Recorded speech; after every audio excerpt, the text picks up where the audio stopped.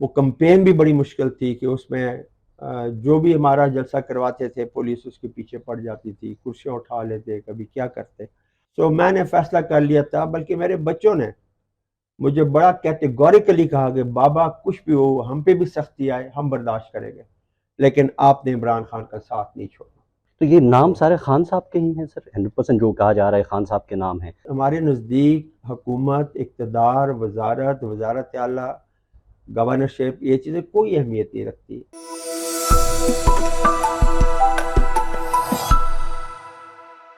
V news میں خوش آمدید. پشاور میں اس وقت ہم موجود ہیں، ہمارے ساتھ سینئر سیاستدان مشتاق غنی صاحب موجود ہیں، سابق اسپیکر خیبر پختونخوا اسمبلی، سابق مشیر وزیر اعلیٰ خیبر پختونخوا ہمارے ساتھ موجود ہیں. بات کر لیں گے جو سخت وقت گزارا ہے، اور 9 مئی کے بعد پاکستان تحریک انصاف کے لیڈرشپ اور ورکروں نے ان دنوں میں دن کیسے گزرے، کابینہ کے حوالے سے بات کر لیں گے، مختصر بات کر لیں گے. سر بہت شکریہ آپ کے وقت کے لیے. سر 9 مئی کے بعد پاکستان تحریک انصاف کے ورکرز اور قیادت کا موقف ہے، ان کے اوپر سخت وقت گزرا ہے، چھاپے، کریک ڈاؤن، آپ کا وقت کیسا گزرا ہے سر؟ آپ کے دن کیسے گزرے تھے ان دنوں میں سر؟ زندگی کے مشکل ترین دن تھے، اور ہماری زندگی میں ایسا کبھی نہیں ہوا. ہم نے تو بڑی سافٹ قسم کی پالیٹکس کیا آلویز، لیکن اس طرح کی سچویشن کبھی فیس کرنے کا ہمیں موقع ہی نہیں ملا تھا لائف میں. تو میں بہت زیادہ دباؤ تھا کہ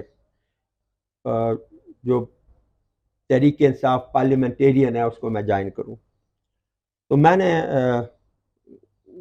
دائیں بائیں اپنے آپ کو روپوش کر لیا، کبھی لاہور، کبھی فیصل آباد، کبھی کدھر. فیملی بھی میں نے اپنے گھر سے ادھر ادھر کر دی. تو کچھ وقت میں نے گزارا بڑی مشکل سے، فون بھی بند، ہر چیز بند. گھروں پہ چھاپے پڑتے تھے، 8-10 چھاپے میرے گھر پہ پڑے. اور پھر میں نے خان صاحب کے ساتھ، تو ہماری اس وقت تو 9 مئی نہیں ہوا وہ تھا، تو خان صاحب کے ساتھ ہماری اسکائپ میٹنگ ہوتی تھی. تو انہوں نے بالکل واضح ہمیں کہا کہ بھئی کوئی بھی گرفتاری نہ دے، کیونکہ جو گرفتاریاں ہو رہی تھی، جو پریس کانفرنسز اور پارٹی چھوڑنا، تو انہوں نے کہا کہ انڈر گراؤنڈ ہو جائیں. تو سارے لوگ میرے سمیت انڈر گراؤنڈ ہوئے. میں ملک سے باہر نکل گیا، اور پیچھے میرا بیٹا خطرے میں پڑ گیا، وہ از اے یونیورسٹی اسٹوڈنٹ. پھر میں نے اس کو بھی باہر نکال لیا، پھر اس کا پورا سال بھی اسٹڈی کا ضائع ہو گیا. تو پیچھے جب نامینیشن پیپر فائل ہوئے، بلکہ اس سے پہلے بہت کوشش کی گئی میرے خلاف کیسز بنانے کی، لیکن نہیں بنا پائے. بالآخر اکتوبر نومبر میں میرے خلاف 9 کیسز بنائے. 9 مئی کے حوالے سے ایک لڑکے کو پکڑا پولیس نے، اور اس سے غلط دستخط لیا یا کیا کیا، وہ چونکہ جیل میں تھا تو اس وجہ سے.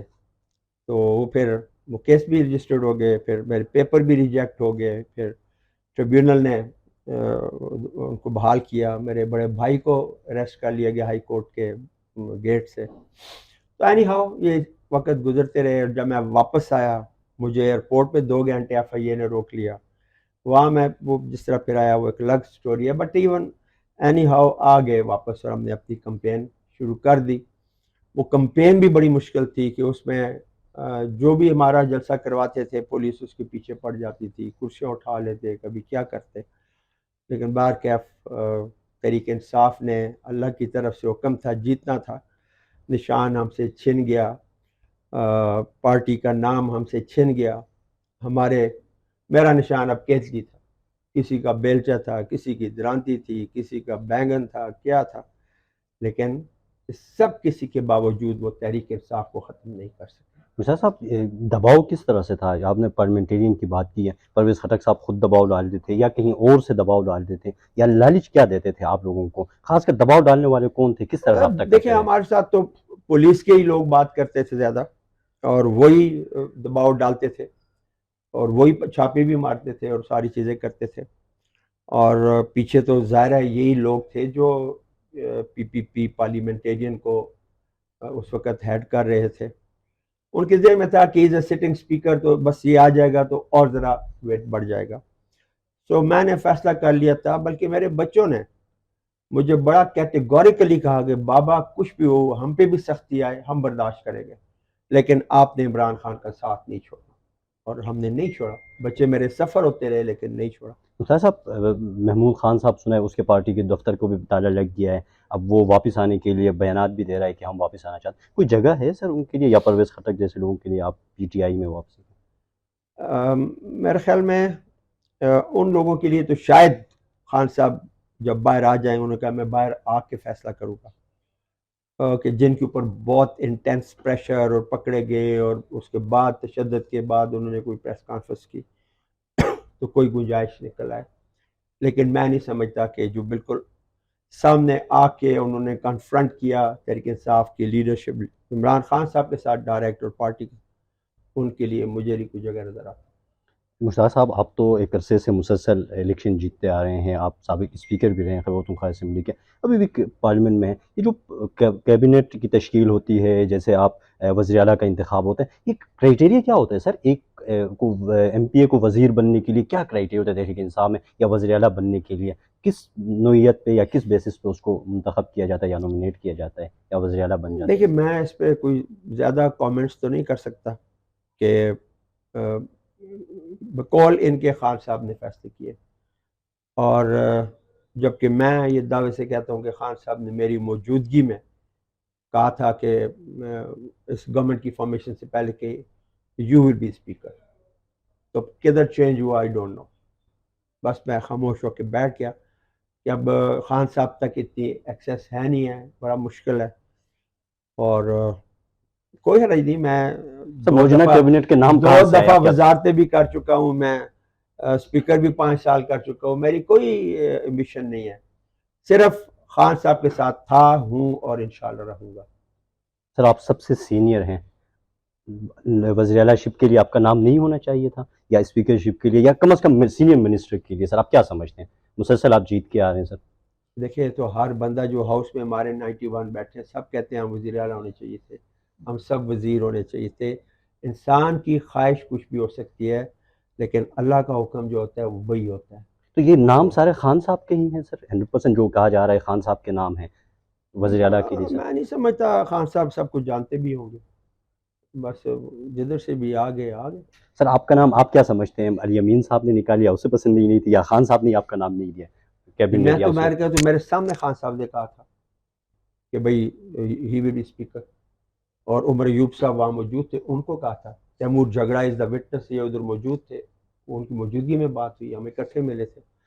تو بات کیا کان ڈراپ ہوا، کوئی فرق نہیں پڑتا ان باتوں سے. دیکھیں اس وقت ہمارے نزدیک حکومت، اقتدار، وزارت اعلیٰ، گورنرشپ، یہ چیزیں کوئی اہمیت نہیں رکھتی. ہمیں جتنی عزت دی ہے خان صاحب نے دی ہے، اور پہلے بھی اسپیکر انہوں نے بنایا، میرے پاس 2 وزارتیں رہی ہیں. ہمیں فائٹ کرنی ہے خان صاحب کے لیے، ہی از بیہائنڈ دا بار. اور کسی ناکردہ جرم میں کیا گناہ کیا ہے عمران خان نے، ہمیں تو آج تک یہ سمجھ نہیں آ رہی. اور ہم نے اب یہ فیصلہ کیا ہوا ہے کہ ہم تحریک چلائیں گے.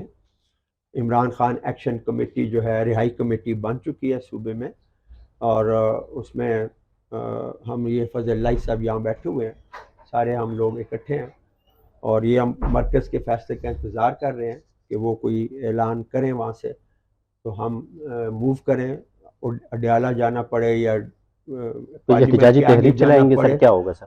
دیکھیں عدالتوں سے انصاف کی بہت کم توقع ہے، اور یہ اگر اور اس طرح لنگر آن کرتا رہا تو کیا ہم عمران خان کو بھول جائیں گے، چھوڑ دیں گے عدالتوں کے رحم و کرم پر؟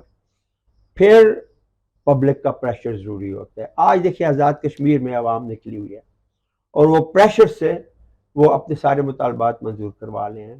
وہ اوپنلی رینجر سے بھی ان کا ٹکراؤ ہو گیا ہے، پولیس کے ساتھ بھی ہو گیا ہے، سب کے ساتھ ہو گیا. تو آپ تو لوگوں جب کی ریلی لوگ میں بھی نکلتے ہیں ہوگا سر؟ جب لوگ نکلتے ہیں تو پھر وہ کچھ نہیں دیکھتے. ہم کہتے ہیں کہ ایسا نہ ہو، ہم کہتے ہیں کہ پرامن طریقے سے چیزیں چلیں.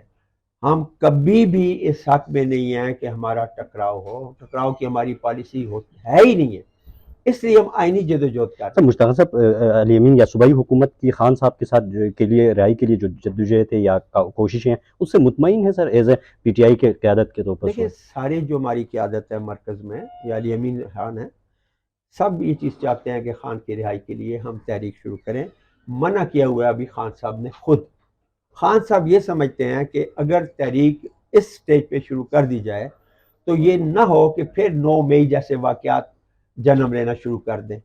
اور اس میں بھی وہ تو کوئی پلاننگ تھی ہی نہیں. خان صاحب اپنے بایو میٹرک کے لیے ہائی کورٹ کے اندر تھے اور جس وحشیانہ تشدد کے ساتھ ان کو وہاں پہ گرفتار کیا گیا, پھر اس کا آپ آرام سے بھی ان کو گاڑی میں بٹھا سکتے تھے. وہ ایک باعزت شخص ہے, وزیر اعظم رہا ہے, تو اس نے آپ کے ساتھ آگے سے لڑائی نہیں کرنی تھی, آپ آرام سے گاڑی میں بٹھا کے ان کو اریسٹ کر سکتے تھے. لیکن جس انداز میں آپ نے اریسٹ کیا, یہ لوگوں نے اس کو ایکسیپٹ نہیں کیا اور امیڈیٹلی پورے ملک میں آگ لگی اور لوگ گھروں سے باہر نکل آئے.